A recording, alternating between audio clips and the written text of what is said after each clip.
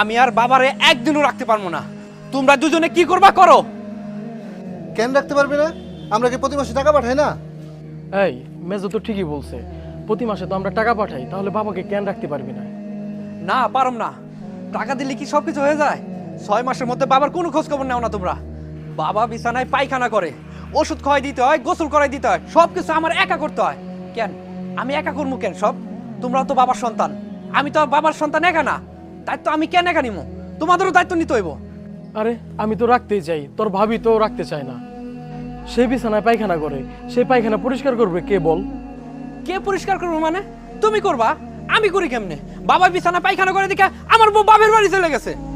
তোমরা দুজনে মিলে একবার নিয়ম করলা, বাবা সবার বাসায় 1 মাস করে থাকবো। কই সে নিয়ম তো কি মানলা না? আচ্ছা তুই থাম মেজো, আজকে থেকে বাবাকে তোর বাসায় রাখিস। কে? আমি? না না, আমি রাখতে পারবো না। আমার বউ নতুন ফ্ল্যাটে উঠছে। তাছাড়া আমার শ্বশুর শাশুড়ি গ্রাম থেকে আসছে বেড়াতে, তারা কয়েক মাস থাকবো। বাবার যে অবস্থা, তার নিলে আমার মান সম্মান থাকবে? তাহলে কি করা যায়? কি আর করবে? তুমি রাখো, তুমি তো সবার বড়। আসছে আমি বড়, আমি বাবাকে রাখবো। সম্পত্তি ভাগ করার সময় কি তখন কি তোরা কম নিছিলি একটুখানি? এখানে আবার সম্পত্তি ভাগের কথা আসে কেন? শালার বুইরা মরেও না, এই বুইরা বয়সে সবারে জ্বালাই খাইতেছে। কোন পাপ যে করছিল আল্লাহই জানে। শুয়ে শুয়ে খায় আর বিছানায় পায়খানা করে।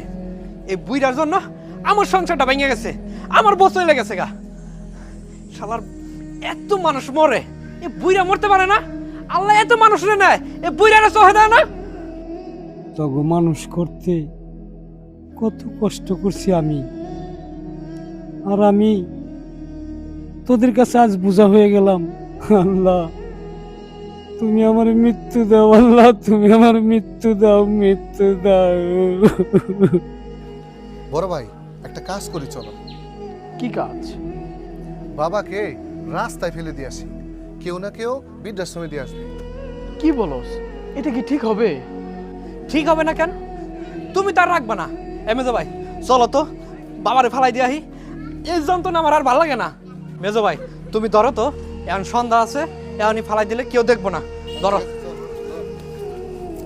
এই জঞ্জাল। ওই তোরা আমারে কই না যাস?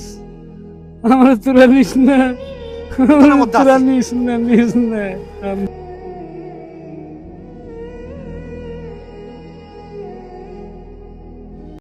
যে বাবা নিজের সব সুখ ত্যাগ করে সন্তানদের মানুষ করেছেন, আজ সেই বাবাই সন্তানদের কাছে বোঝা। বৃদ্ধ বয়স কোনো অপরাধ নয়, অসুস্থতা কোনো অভিশাপ নয়। আজ যে বাবাকে অবহেলা করছো, কাল সেই জায়গায় তুমিও থাকতে পারো। তোমারও সন্তান যদি একদিন এমন করে। তাই বন্ধুরা, বাবা মাকে ভালোবাসুন, সম্মান করুন, কারণ তাদের দোয়ার চেয়ে বড় সম্পদ এই পৃথিবীতে আর কিছুই নেই। বাবা মায়ের সেবা করুন, এটাই মানবতা, এটাই প্রকৃত ধর্ম।